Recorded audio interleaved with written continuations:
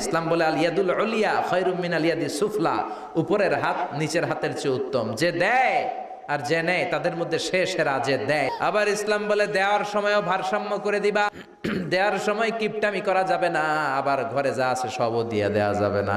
বিশ্বনবীর গায়ে একবার একটা জুব্বা, এক ভিক্ষুক এসে বলে নবী আমার জুব্বা নাই, আমার জুব্বা দেন।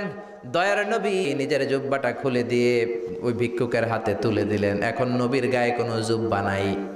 বিশ্বনবী এখন ঘর থেকে বেরোতে পারে না, সাহাবারা এসে ঘরে নক করে।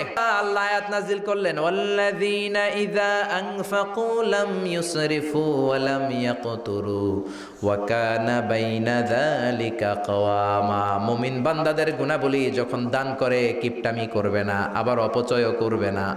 এই আয়াত দিয়ে আল্লাহ বুঝাতে চাইলেন, নবীরে ধমক দিলেন, ও নবী দুইটা জামা থাকলে একটা দিতেন, তিনটা থাকলে একটা দিতেন, একটা যখন ছিল এইটা দিলেন কেন, এখন নিজে পড়বেন কি?